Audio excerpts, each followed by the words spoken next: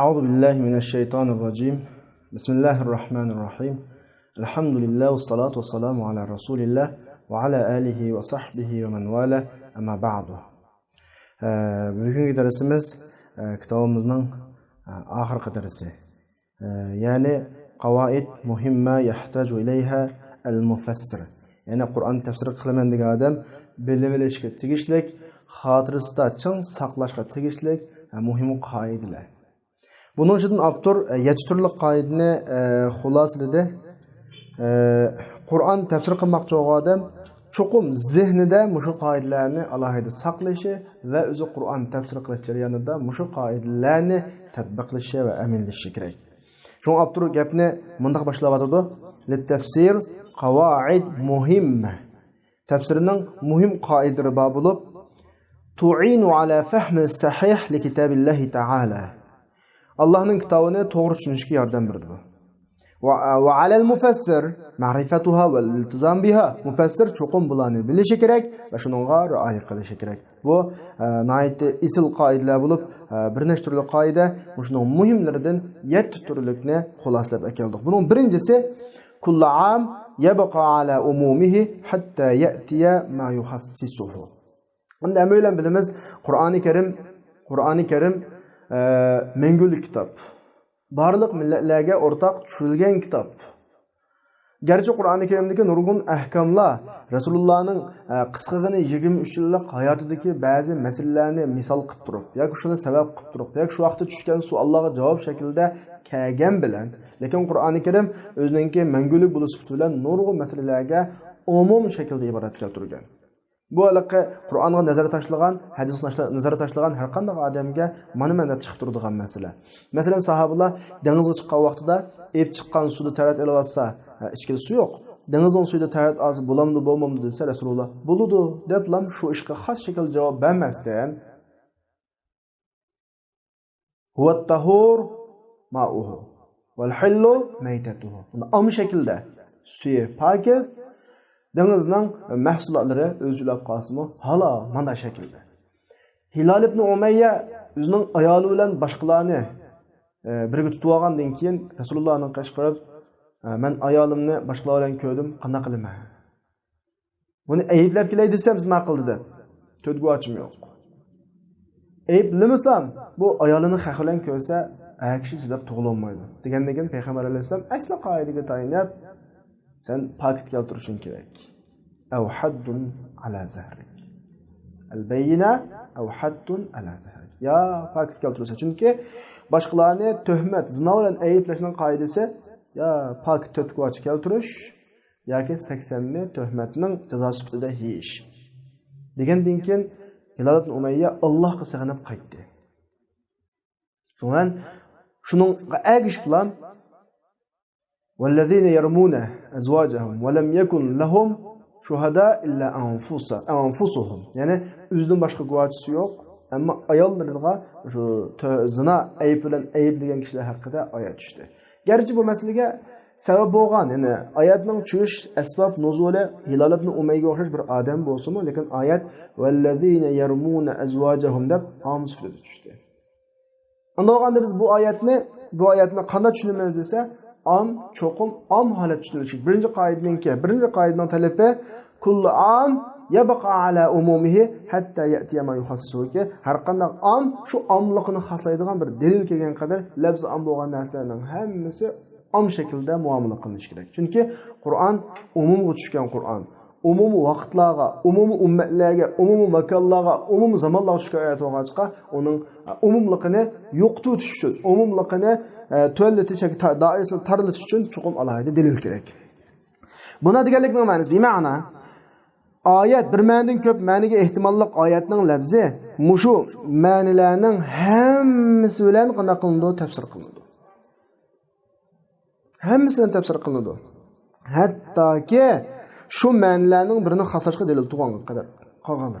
Masalan, Imom Tabariy mushaqida zahirisi am oyatlardagi xoslikni da'vo qilish to'g'ri emas, illaki shuningga bo'ysunishga tegishli paket hujjatlar anday ekan qilsanglar bo'ladi deydi.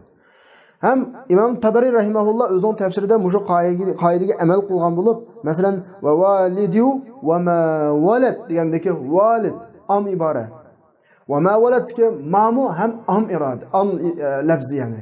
Bu ikkalasidan qanday ma'noda qilinadi desa, Imom Tabari mushu oyatning tafsiri haqida deyotdi va savob min al-qawl fi zalik. Mushu oyat haqida deyilgan so'zlarning eng to'g'risi bundoq deganimning so'ziki, Allah bi kulli valid va ma waladlan qanday qildi? Qasam qildi. Unda bu muayyan bir ota-ona, muayyan bir bola maqsad emas. Butunlay har qanday ota-ona, har qanday bola qasamni tahti. Chunki Allah kullu valid va ma waladni am keltirdi. Buni cho'qim buningga bo'ysunishga tegishlik mayli hadis olsun yoki aql olsun, hujjatdan boshqa holatda buni xoslash to'g'ri emas. Holbuki bu yerda buni xoslaydiganga xabar yo'q va yoki fakt yo'qki, uni xoslaydiganga biz bunga qo'lilishga tegishlik fakt yo'q. Demak, oyat fa huwa ala umumihi kama amma. Alloh am keltirgandek am holatda qilib qildi deb mush iboratni o'zining tafsir tabarida mush oyatning tafsirida akagan. Undan boshqa fal muriyati qadha.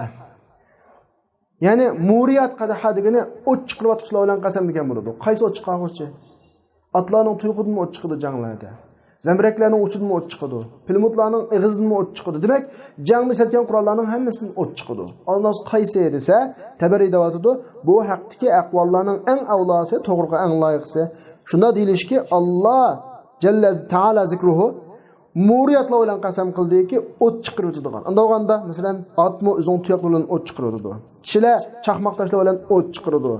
Masalan, til desak, mantiq gap bilan o't chiqaradi. Kishilar mikr bilan o't chiqarishadi. Shuning o'xshab otlar o'z ahlining o'tirsa janglarni qizdirib o'tadi, jangda ushirib qoladi. Demak, bu yerda har qanday ishni yolqindiradigan, qizdiradigan, o't chiqaradigan narsaning hammasi muriyatning tahtiga daxil deydi. Qanaqdir Allah bu yerda buningdan maqsad ba'zi o't chiqaruvchi maqsad, ba'zisi emas deydiganga dalolat qo'ymadi. Unda o'ganda o't chiqarib o'tganligi narsaning hammasi Alloh qasam qilgan qasam tahtiga daxil. Shu zohirda umum bo'lganlik uchun deb ma'yatni mana shakl tafsir qildi. Yana bir misol ko'rib boqaylik. Fal mughiratu subhanda. Mughirat subhan degan attigini qasam hujum qiluvchilar bilan qasam degan bo'ladi.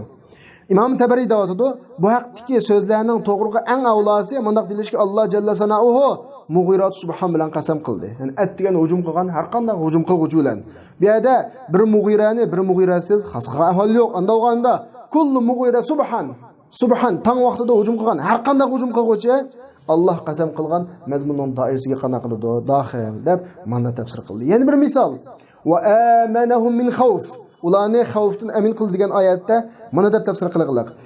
Bu haqdagi so'zning eng to'g'risi mundaq deyilish. Alloh taala zikruhu shuni xabar qildiki, Alloh ularni, ya'ni Qurayshni xavfdan amin qildi. Xavf degan nima? Shu inson qo'rqadigan barcha narsaning hammasi xavf. Masalan, dushmanni qo'rqadigan narsa. Dushmanni undan qo'rqadigan ish. Juzam kesilimi undan qo'rqadigan ish. Yana bir narsa undan qo'rqadigan ish. Baloy ofatning hammasi qo'rqinchli. Alloh bu yerda o'zi ularni dushmandan amin qildi, juzamdan emas. Yoki juzamdan amin qildi, dushmandan emas deb xos qilgani yo'q. Balki xabarni am keldi, ana uni to'g'risi Alloh jalla sanohu am keltirgandek tafsirdimi am shaklda tafsir qilinish deb mandaq misol. Demak, yuqoridagi misollarning hammasi shuni ifodalaydi-ki, chuqur Qur'oni Karim tafsir qilgan vaqtda rioya qilish tegishli qoidalarning birisi am pete tushuntirilishi kerak, xaslashishga bo'lmaydi, madam dalillar bo'lmasa. Ammo usul ulamolar belgilagan shaklda xaslash o'lchimiga tushadigan, xaslayalaydigan dalillar bo'lib qolsa, u vaqtda xaslasa bo'ladi. Bu birinchi qoida. Ikkinchi qoida. Shu birinchi qoidadan asosan cho'ng jihat o'xshash qoida. Ya'ni al-ibra bi umumil lafzi la bi xususis sabab. Men bayatın darsning boshida am masalasi azroq deb o'tdim. Oyatlar ma'lum bir sabab nuzullar bilan tushgan bo'ladi. Ma'lum bir savollar vasitasidan tushgan bo'ladi. Sabab nuzul degan ma'lum odamning, ma'lum bir xos bir tarafninki munosabat bilan yuz bergan ishni deymiz. Savollar ma'lum bir tarafdan chiqdi. Bular xususiy odamlar. Endi Qur'oni Karimda shu haqida tushgan oyatlar am shaklda keldi masalan. Endi biz uni keyin tushunishda bu oyat pukun haqida tushgan oyatning mazmuni shuning bilan xos divolandiq yo'q. Chunki Qur'on Xolid Qur'on, menguli Qur'on. Bütün millat, bütün rayon, bütün makan, bütün zamanlarning hammasiga am Qur'on bo'lg'ach, bizning bu yerda asoslidig'i emas, lafzning omliqiki sabab nuzulning xasligi emas. Garchi o Mehmet haqida tushgan bo'lsa, yo Samat haqida tushgan bo'lsa, biz bu Mehmet Samatning shu vaqtda bergan yuz bergan voqealigini oyatni tushunish uchun ishlatamiz, ammo oyatning mazmuni u yerga xos qilib qo'ymaymiz. Bayatni olgan Hilal ibn Umayyahning masalasi haqida vallazina yarmuna azwajahum degan oyat tushdi. Biz ham bu oyatni shu Hilal ibn Umayyah haqida tushgan oyat, xolos, daflab yemaymiz, balki uni oyatni tushunish uchun bir qurol sifatida, foydalanish sifatida tushunamiz. Tushunib bo'ldikmi? Oyatning asos mazmuni to'g'ri tushunib bo'ldikmi? Bas oyat butun shu mazmunning tahtiga kiradigan butun doiraning hammani o'z ichiga oladi. Masalan, "Va la taqtulu anfusakum" degan oyat, masalan, jihad haqida tushgan. Ya'ni sizlar jihadga sal qarash orqali dushmanlar ziminlarga besib kelsa-mu qo'l qurushtirib o'tirib, o'zinglarni o'ltamaydiq, biz o'zimizning jinni saqlaydiq deb, undan keyin oxirgi natijada silimi yo'q, oilangizning yo'q, butun millat yo'q, butun makoninglar, yurt, mahallangning hammasi yo'qoladi. Siz bunday qilish orqali o'zinglarni o'ltamang degan mazmundagi oyat. Endi biz bu oyatni bu yerga ham xos qilmaymiz. Balki o'zini o'ltirib olish doirasiga kiradigan bor ishlarni hamma o'ziga oladiki, bir odam heroin orqali o'zini o'ldirsa, va la taqtulu anfusakumning tahtiga daxil. Tamaki orqali o'zini o'ldirsa, va la taqtulu anfusakumning o'ziga tahtiga daxil. Pichoq orqali o'zini o'ldirsa, bu va la taqtulu anfusakumning o'ziga tahtiga daxil. Taqdim o'zini tashlanib o'tsa o'xshash va undan boshqa o'zini halok qiladigan omillarni qilib qo'yish orqali o'zini o'ttirgan bo'lsa, bu odam o'xshash uni tahtiga daxil bo'laveradi. Oyatning bizning asosligimiz labzning omligi, sababning xosligi emas. Shoma ikkinchi qoida al-ibra, ya'ni asoslanish nim bilan bo'ladi? Labzning omligi bilan bo'ladi, sababning xosligi emas. Tafsir qilgan vaqtda tafsirda labzning omligiga asoslanamiz, sababning xususligiga emas deydi. Allah Abdurrahman Sa'di rahimahullah davatudu mushu qoida intayin manfaatli qoida bo'lib, bu qoidaga rioya qilgan vaqtda bandiga nurg'un yaxshilik, mo'l ilm hosil bo'ldi deb bo'lib, qachoniki sen mushu qoidaga haqiqiy rioya qilsang va shuni bilsangki, mufassirlar sababun nuzul din iborat degan gaplariningki faqat alfozlarni izohlash uchun misol shaklida kelgan ekanligini bilsang, qanaqdir alfozlarning ma'nosi emas ekanligini, oyatlarni unga qarash emas ekanligini bilguningda ularninki bu oyat munu haqida tushdi degan gapning ma'nosini tushuna olaysanki, bu oyatning tahtiga kiradigan bir misol bas, oyatlar iroda qilingan umumiy hukmning birisi bas, lekin oyatning ma'nosi uning bilan xos emas deganligini bilib olaysan. Manada xatolashmaydi degan. Ibn Taymiyya rahimahulloh deydi, ularninki oyat manda haqida tushdi degan gapni ularning maqsadi hargizmi oyat shu aynan shu kishilarga xos, boshqalarga emas deganlik emas. Buni maqsad qilmoqlik. Bu gap bunday gapni hargiz bir musulmon yoki bir aqlli odam mutlaq. Chunki oyat agar shu ayni zamonda tushgan ma'lum bir shaxslarga xos bo'lib qolganida, undan keyin nima ish qiladi? Qur'onning kuchi shu vaqtlar, shu zamonda tugaydi, undan keyin Qur'on kuchsiz qoladi. Buni normal aqlli odam demaydi. İmam Tabari ve minen nas men yu'jibuka qawluhu fil hayati dunya ve yushhidulloha ala ma fi qalbihi ve huwa ala dul khisam degan oyat haqida tafsir qilib Muhammad ibn Ka'b al-Qurazni rivoyat qilib deydi. Oyat bir odam to'g'risi tushdi avval. Undan keyin bu oyat shundan keyin hamma odamga am bo'ladi. Demak, faqat sababun nuzul oyatni tushunishga yordam bo'ladigan bir omil vosita. Tushunib bo'ldikmi? Bas sababun nuzulning masalasi tugaydi. Oyat bundan keyingi shu xarakterdagi butun ishlarda umum ifodalanadi, umum tatbiqlanadi. Halbuki oyat Ahnas ibn Sharif to'g'risida tushganda, ma'ni Ka'bul Quraziniki, Muhammad Ka'bul Quraziniki ma gapini mushu ibrat qoldirgan. Al-ibra degani bizning asosligimiz labzning omligi, sababning xosligi emas deganga dalil sifatida keldi. Bu ikkinchi mufassir bilib olishlik muhim nuqta. Üçüncüsü, oyatdagi qiroatlarning muxtalif bo'lishi ma'nosini ko'paytiradi. Mushuni o'qlarga diqqat qilish kerak. O'xshamagan qiroat, o'xshamagan ma'noni, garchi oxirgi boradigan nishon, eng oxirgi g'oyib bo'lsa-mu, ma'noni ko'paytiradi. Qiroatning ahvollari ikki holatdan xoli emas. Birisi qiroatdagi ixtiloflik, ya'ni o'xshamaslik, harf, harakatlarni talaffuz qilish yo'lida. Masalan, bir qiroatda oshkor o'qisa, bir qiroatda yushun. Bir qiroatda idg'om qilish, bir qiroatda idg'om qilmoqlik. Masalan, Fa'tazilun nisa fil mahid hatta yatahurna hatta yattahharna degandek. Imala emas va duha va duha degandekcho. Mat emas va shunga o'xshagan mushunlik farq chiqadi. Ma'noga tafsiriga cho'ng munosabat yo'q. Chunki qanday o'qisa, alayhim deb o'qisimi, alayhum deb o'qisimi o'xshash. Ma'nosi o'zgarmaydi. Ikkinchisi ixtilof so'zlarda yoki ma'noning o'zgarishga olib boradigan harakatda bo'ladi bunda. Butun o'zgarlikda ma'noning tafsirida ma'lum darajada ta'sir bo'ladi. Mesela çünkü qiraatga o'xshamaslik oyatning ma'nosini ko'paytirishga boradi. Chunki har qiroatning shu qiroatga xos ma'nosi bor. Bu degan misol keltirishga muhtoj emas, nihoyat oshkor ish. Chunki shuna qiroatni boshqacha o'qib baqsanglar, har xil ma'no chiqadi. 4-chi qoida ma'no har shaklning o'zgarishlarni o'zgaradi. Hammalar bilamiz, ulumul Qur'onda ayrim bir kichikgina fandan birisi bor, rasmul mushaf deb. Bu ba'zida tajvid qatorida so'zlanadi, ba'zi rasmul mushaf deb ayrim shaklda so'zlanadi. Mushu rasmul mushafniki qandaqligimi, o'zgarishlari ba'zi vaqtda ma'noni o'zgartiradi. Ba'zi so'zlarningki biridan ortiq ma'nosi, lekin Qur'oni Karimdagi mushaf ikki ma'noning birini ta'kidlab qo'yadi. Masalan, sanuqri'uka fala tansa illa ma sha Alloh. Fala tansaning shu holati, agar bizlarga tansa degan iboratni shu paytda talaffuz qilganimizda ikki xil ehtimol bor. Birisi nafi uchun xabar ma'nosi bo'ladi. Shundami yo? Sen unutib qolmaysan degan gap. Oxirgi ma'nosi o'xshash yana. Ikkinchisi nehi unutib qolma degan bo'ladi. Lekin kalimaning rasmi degan gap yezilishi, mushafga yezilishi, tansa deb alif bilan yezilishi buning nafiyligini ifodalaydi, tarjih qiladi. Nimishqa alif mahsur topilganlik uchun. Agar nehi uchun bo'lgan bo'lsa, fe'l majzum bo'ldi, chunki ma'noga o'xshash naqis fe'llarda jazm holatida oxiridagi ya yoki vo qanday qilinib tashlanadi. Fala tansa bo'ldi, tansa. Va kalima tansa deb yozilibdi-da, alif axir shakldagi alifninki qilib qolganligi laning nafi uchun ekanligini ifodalaydi. Unda o'ganda biz shuni o'tayni bilan ma'noni nafi olamiz. Unda boshqa va idza kaluhum aw wazanuhum yukhsirun degan oyatning ulamolar ikki ko'z qarash. Birisi kaluhum degandagi hum grammatikalik o'rni raf'i bo'lib, raf'ining o'rnida bo'lib, jamoatning vosini ta'kid. Va idza kalu jumla asli. Ular tatib bersa kishilarga haqiqiy tarozlab bersa hum shula deb kaluning tahtidagi hum yani kaluning oxirisidagi vovul jamoaning ta'kidi bu deb qaraydi. Va vazanuhum shu. Ma'noning asosan kaluda to'xtab ayrim o'qsaqim bo'ladi. Va idza kaluhum aw wazanuhum deb. Chunki hum munfasil zimr u yerda.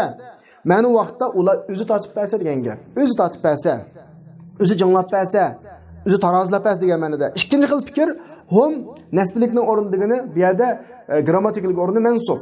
Yani to'ldiruvchi. Yani kalu lahum.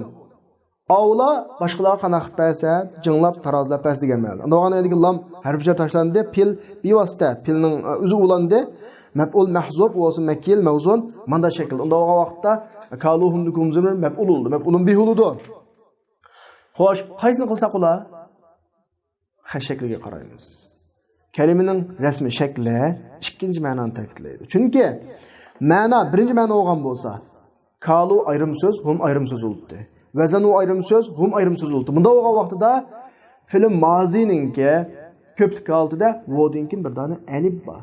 Sözler yalğız mustaqil yalğız kelgan vaqtda alif bo'ladi. Lekin kaluda alif yo'q, vazanuda alif yo'q.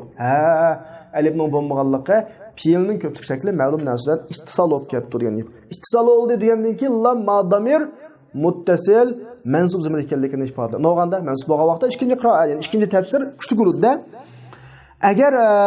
Agar ma'no maqsad birinchi ma'no olgan bo'lsa, ya'ni hum zimr, ta'kidning zimr olgan bo'lsa, fi'ldan keyin kalu, vazanu degan fi'ldan keyin alif kaluhum aw wazanuhum degan shaklda isbotlanadi.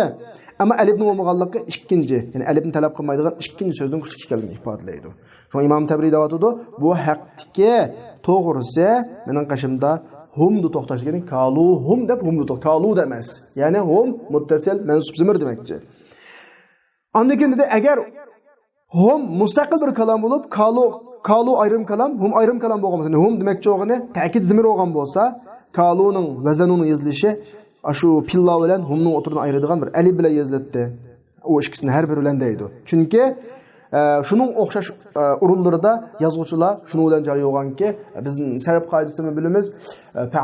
Faala shaklidagi yoki boshqa shakldagi madi fe'llarning ko'plik shakli o'zi yolg'iz kelib qolsa alif bilan keladi, boshqa narsalar bilan muttasil ulashib kelib qolsa alif tashlanadi. Ya'ni alif tashlanganligi ulashib kelganligining isboti. Ulashib kelganligi bu degan munfasil zimr emas, balki muttasil zimr. Muttasil zimr bo'lgandan keyin bu mansub bo'ladi, marfu zimr degan muttasil bo'lmaydi. Unda yerda. Ma'vo 4-chi bilib olishga tegishli muhim qoida. 5-chi qoida Qur'onni tafsir qilgan vaqtda Qur'onning siyoqiga, bayoniga diqqat qilish. Qur'on nima to'g'riliq so'zlayotdi, nima to'g'riliq davomlashayotdi. Ma'noda kelgan ma'no oldi va keyiniga moslashamdi, yo'qmi? Mana nuqtaga. Mana bu muhim qoida bo'lib, mufassir bir söz yoki bir jumlada mustaqil shu so'z yoki shu jumlani mustaqil holatda qaramaslik kerak. Balki mufassir a so'z a jumlaga umumiy Qur'onning nasining bayonida qarash kerakki, mazmun nereden kelyapti, ne ketyapti. O'tirdiki jumla oldi va keyniga mos shaklda qanday tafsir qilindi, mana qarash kerak. Chunki shu maqsadlik ma'noni belgilashga yordam beradi. Xususan so'z jumlaningki birdan ko'p ma'nosi vaqtda texmi shunda. Masalan, buning misollaridan bir misollarni akabda qarab boqaylik. Mushu qoida bilan Imom Tabariyning boshqa mufassirlar ba'zi so'zlarni tarjih qilib, boshqa so'zlarni rad qilgan ahvol bor. Masalan, misol ko'ramdik. "Va laqad alimu laman ishtarahu ma lahu fil akhirati min khalaq" dedi. Ular shuni aniq biladiki, uni sotib olganlarga oxiratda nima yo'q, nasibi yo'q, sehrni o'rganganlarga nasibi yo'q deydi. İmam Tabari davatudu. Bazı o'ylab qoldiki, "Va laqad alimu laman ishtarahu ma lahu fil akhirati min khalaq" degandan maqsad shaytonlar maqsad. Shaytonlar uni aniq biladi degan gap deydi. "Law kanu ya'lamun" degandan maqsad, ya'ni kishilar maqsad davatudu. Halbuki bu butun ahli tavilning gapiga qarshi gap degani butun ahli mufassir uni tafsir qilmagan. Noz qanday gap desa, ular shuning ijmo qilinlikka "Va laqad alimu laman ishtarahu" degan so'zdan maqsad yahudlar maqsad. Ya'ni Sulaymon alayhisalom nima? Harut, Marut degan farishta tushgan vaqtda yahudlar maqsad. Shaytonlar emas.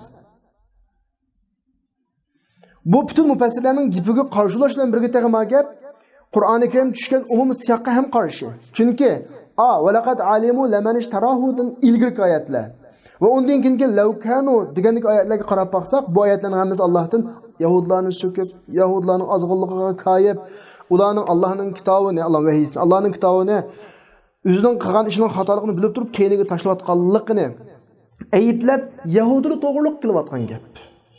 Oyatning 5-i Yahudi to'g'ri so'zlayotdi, oxirisi Yahud to'g'ri so'zlayotdi. Undaganda o'ttirga gaplarning shaytonning gap qilishi, o ehtimoldan yiroq. Undaganda bu yerdagi oyatni kimlarga olinmaz? Yahudlar. Yahudlar ash sehrni o'rgansa, o'zining oxiratining tugaydiganligini biladi. Lekin ular qana qildi? Bilib turib o'rgandi, shundan oxirati tugadi degan gap. Bu bir misol. Yana bir misolda "Allazina ataynahumul kitob yatlunahu haqqa tilovati." Biz kitob berganlar kitobni haqiqiy ravishda tilovat qiladi dedi. Tabari Qatadadan rivoyat qilib, Qatada buni payg'ambarlarning ashablari degan. Qatadadan boshqa mufassirlar Bani Isroilning Muhammad alayhisolamga ergashgan ulamolari degan. Rasulullohning sahobalari Bani Isroilning ulamolari ikki fikr oldimi? Ondan keyin Tabari ikkinchi fikrini Bani Isroilning ulamolari degan fikrini tarjih qildi. Nimishqa desa, ma gap Qatada degan gapdan to'g'ri avlaroq. Nimishqa? Uning oldidagi oyatlar ikki ahli kitobninki, ikki kitob ahlininki xabarlari bilan o'tgan. Ularning shunday Allohning kitobini o'zgartganlarining xabari, Allohning kitobini ta'vilni g'ayri ta'vil qilganlarning xabari, Allohga batlarni da'vo qilganligi to'g'riliq gap bulayotgan oyat. Oyatning ne oldida, ne keyinda Rasulullohning sahobalarining gapi yo'q. Valam yaj ya ashabi Muhammad sallallohu alayhi vasallam fil aya allati qablaha zikr va la lahum ba'daha zikr fil aya allati tatluha. Ne ma ayatin ilgirmo oyatda Rasulullohning sahobalarining zikri yo'q, gapi yo'q. Yoki ma'yatning kinmi, ma'ning agish qilgan oyatlarda Rasululloh sallallohu alayhi yo'q. Demak, u yerdim yo'q, bu yerdim yo'q, o'tirib chiqib qilishi ehtimoldan yiroq. Unda bu oyatga biz bergan kitobni haqiqiy ravishda tilovat qilganlar ahli kitobning ichidagi himoyat qilgan. Bu bir misol. Yana bir misol. Sa'urikum daral fasiqin desa, sizlarga fosiqlarning yurtlarini ko'rsatib qo'yma desa. Bu yerdagi fosiqinni ba'zi mufassirlar daral fosiqinni ularning kelgusi deb tartibga aqudi degan gap hisobda. Yurt emas deb tafsir qildi. Ba'zilar sizlarga jahannamni ko'rsatib qo'yma degan gap. Ba'zilar ularning Shamdagi yurtlarini ko'rsatib qo'yma. Ba'zilar Fir'avnning yurtini ko'rsatib qo'yma Misr. Demak, mush fikrlarning hammasi mush oyatning haqida deyilgan tafsirlar. Ammo Tabari nima deb qaraydi desa, yo'q. Bu oyatga Saurikum darul fasiqin degan gap muayyan ma'lum bir o'rinni ko'rsatmoqchi emas, balki bu Allohga qosilik qilgan, Allohning buyrug'iga xilof qilganlarga nisbatan tahdid. Xuddi ijtimoiy faranglarimizda ko'gillikni ko'rsatib qo'yma deymiz. Ko'gillikni ko'rsatib qo'yma degan gap, ishing chatoq, mendan qo'rq yoki men advoni berma degandek gapchi. Endi Tabari mushuna deb bo'lib, nima deydi? Biz faqat oyatdan mushayatning ta'vili haqida tanlagan gapni tanlashimizning sababi, chunki Saurikum darul fasiqin degan Allohning so'zining ilgirki gap nima bo'lsa Allohdan Musa alayhisolamning qavmiga Tavratda kelgan mazmunlarga amal qilish. Nimishqa? Odatda Qur'onning bir uslubi amalga buyruq bo'lgandan keyin ham ta'sir qiladi. Chunki ashuni qilmasang, mana jazolanasiz degandek-ku. Bu Qur'onning uslubi. İşlarning Allohning hikmatiga eng loyiqi shu buyruqni, shuni zoya qilgan, buyruqni zoya qilganlarga ogohlantirish bilan oxirlashishi. Alloh uchun amal qilishda sal qarg'an, Allohning yo'lidan chetnigan kishiga ogohlantirish bilan oxirlashi eng loyiq. Qandaqdir xabar uzilib bo'lgan odamlardan avvalning gapini mazza ko'rsatib qo'ymay, avvalning xabarini ko'rsatib qo'ymay deb bilan gapni qilmay, mana desh eng loyiq deydi. Yoki ularga faqat zikr o'tmaganligini, na oyatda gap yo'q. Burun o'tib ketib bo'lgan mazmunlarni tatib kelgandan, menga shu oyatga mos shaklda ramazlarning keltirilgani yaxshi deydi. Yana bir misol. Qul in kuntum tuhibbunalloha fattabi'uni. Dangi Muhammad alayhisalom, agar sizlar Allohni yaxshi ko'rsanglar, menga ergashinglar. Mushu oyat payg'ambar haqida bir qavm tushgan. Bular Allohni yaxshi ko'rishni da'vo qilgan degan mufassirlar mu bor. Ba'zi tarafdan deyiladi, yo'q bu oyat xristianlarga raddiya sifatida keltirildi-ki, bularning Isa alayhisalom to'g'riliq Allohning muhabbati va degan gaplari degan da'volarga qarshi tushgan deydi. Ammo Ibn Jarir at-Tabari ikkinchi ma Isa alayhisalom to'g'riliq xristianlar da'vatgan gapi to'g'risida kelgan degan fikrni qo'lladi. Chunki Masurda yoki bu oyatning oldida Najron elchining boshqasining gapi yo'q. Masurda Najronning elchilaridan boshqasining gapi yo'q. Najron Arab xristianlar. Yoki oyatning oldida Allohni yaxshi ko'ramiz, Allohni qatlaymiz deb da'vo qilgan qavmning zikri yo'q. Shuni boshqa deb o'tirish hojatsiz. Faqat xristianlarga qarata xristianlar o'zlarini biz Allohning mahbub bandalari, Allohni suyimiz, andaq-mundaq deydigan bir da'volar bor emasmi? Shu da'volarga qarshi amilsa Allohni yaxshi ko'ra olsanglar, uni ma kitob, sizning kitobni tasdiqlab kelgan kitob. Isa alayhisalomni ulug'lab kelgan kitob. Undan keyin ma kitobda siz o'zgartib qolgan yali bor. Siz zayoqatga yali mush kitobda bor. Menga shundan davosdan deb xristianlarga qarshi keltirilgan mazmun deb munda tafsir qilish shu oyatning oldi va keyin siyoqiga qarab muayyanlashadi. 6-qoida. Mufassir o'zining tafsirida rioya qilishga tegishlik amal qilishga tegishlik 6-qoida tafsir tilining zohir, g'olib ko'p ishlatiladigan holatlarni tafsir qilinadiki, shoz, oz qo'llanadigan ma'nolardan emas. Bunda deganlik Qur'oni Karim uch arab tilidan tushdi. Qur'oni Karimni arablarning so'zlashidagi eng zohir, eng g'olib ko'p ishlatiladigan, eng ro'shan bilan tafsir qilish va buni g'ayr bilan tafsir qilish la yajuz, la yasih, to'g'ri emas. Imom Tabariy deyotdi, biz Allohning kitobining ma'nosini arablarning so'zlaridagi xitobdan zohir bilan tushuniladigan ag'lab, g'olib ma'noning g'ayriga hamla qilishimiz bu to'g'ri emas deb ma'ni ta'kid. Ama biz ashuni arablarningki so'zlaridan g'olibga hamla qilishga yo'l bor degani ko'p ehtimollar, ko'p qo'llanilgan shakldagi ma'no aniqlan bo'lsa, shu yerga hamla qilishimiz kerak. Yana bir o'rinda deyotdi, Allohning arablar xitob qilingan kalamini shu kalamning ma'nolaridan musta'mal qo'llanilayotgan, ma'ruf bo'layotganlarga ham qaratish to'g'ri. Lekin boshqa bir dalolat, boshqa bir hujjat kelib, aning aksi bilan deb kelib qolsa, shuningga taslim bo'lish vojib bo'ladi vaqtda. Dalil olib qolsa o boshqa. Dalil olmaydi ekan, chuqur tilning ifodasi shu paytda qo'llanilishi kerak. Qanaqdir tilning yot ifodalarini Qur'onga tatbiqlash qo'lmaydi deb manda deydi. Shunga Imom Tabariy rahimahulloh o'zining tafsirida mushu qoidaga alayda amal qilgan va laqad alimu laman ishtarahu malahu fil akhirati min xalaq degan oyat haqida ulamolarningki xalaqning ma'nosidagi fikrlarini tilg'ab bo'lgandan keyin Imom Tabariy deyotdi, ma so'zlarningki rostga eng avlosi mandaq degan odamning gapi. Xalaqning ma'nosi nasiba degan ma'no. Chunki xalaq degan bu arab shu nasiba degan gap, nasiba degan gap arablarning so'zidagi normal ma'nosi. Uni boshqa ko'chlar, boshqa operasyon nimasi yo'q, hojati yo'q. 7-qoida shar'iy ma'noni lug'viy ma'noga muqaddam qilish. Biz darsning boshida deb o'tgan Qur'on arablar normal ishlatayotgan so'zlarni o'z paytida ishlatgan. Buni masala chiqmaydi. Nurg'un so'zlarga yangi ma'no bergan. Nurg'un arablar ishlatmagan so'zlarni ham qo'llangan. Ana bayatning oxirgi ikki turi so'zlarda, ya'ni arablar burun boshqa ma'noda qo'llanib kelgan so'zga Qur'on boshqa ma'no bergan bo'lsa, yoki arablar burun qo'llanmagan so'zlarga o'z oldiga mustaqil ma'no olgan bo'lsa, ma so'zlarni izohlash, tafsir qilishda lug'at ma'nosidan emas, nim ma'nosidan shar'iy. Ya'ni Allah, Qur'on, islom kelgandan keyin qo'llangan ma'nosidan tafsir qilish ma'lum mufassirninki rioya qilish tegishli 7-qoidasi. Ya'ni chunki A söz şeriat babida çoqum şeriat bergen ma'noda qo'llanganligi aniq. Chunki Qur'on shariatni isbotlash uchun kelgan. U so'zning boshqa shariatning boshqa sohadagi ma'nosini isbotlash uchun emas. Ya'ni bir so'zningki ikki ma'nosi va ikkidan ko'p ma'nosi va lug'viy bo'lsa, birisi lug'viy, birisi nima shar'iy. Xuddi qildiqqa arablar burun bir xil ma'no ishlab kelgan lug'viy nuqtadan keyin Qur'onning boshqacha ma'no bor. Yoki bo'lmasa bu odatdagi bir so'zdan keyin ikki xil ma'nosi bor. Bo'lsa shar'iy ma'no muqaddam. Chunki Qur'on shariatni bayon qilish uchun tushdi, lug'atni bayon qilish uchun. Lekin aslida lug'at ma'noni iroda qilganligi bir dalil tursa, u boshqa. Masalan, shar'iy ma'no muqaddam qilinganlikning misoli munofiqlar haqidagi va la tusalli ala ahadin minhum mata abada. Salatning ikki xil ma'nosi bor. Birisi lug'viy, duo ma'nosi bor. Ham birisi shar'iy, salatul janoz ma'nosi bor. Uni olganda bu yerda salatning qaysi ma'nosini qilamiz? Ana salatul janoz ma'nosi.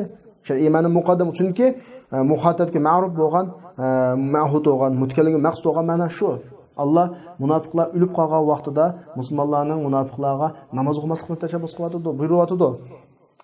Endi ma'lum dalil kelib qolsa lug'at ma'nosini muqaddam qilsin bo'ladi. Masalan, qarini uchun lug'at ma'nosi muqaddam qilingan misoli xuz min amwalihim sadaqatan tutahhiruhum va tuzakkihim biha va salli alayhim degan oyatda salatning maqsad duo ma'nosi va lug'at ma'nosi. Salatning ikki xil ma'nosi bor. Namoz o'qish, duo qilish. Mayda duo ma'nosini olamiz. Dalilingiz desa, payg'ambar alayhisalom bir qavm ular o'zining zakotni olib kelsa, Allohumma salli alayhim deb duo qildi. Nima degan? Ha, salli alayhim degan nima ekan?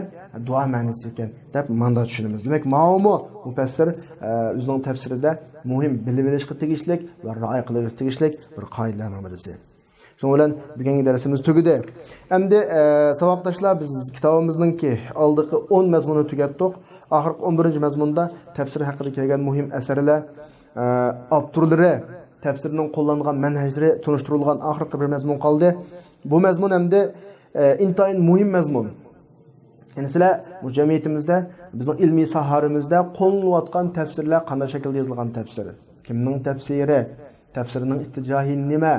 Tafsiriningki tutmangan turuq nima? Tafsirining manhaji nima? Uslubi nima?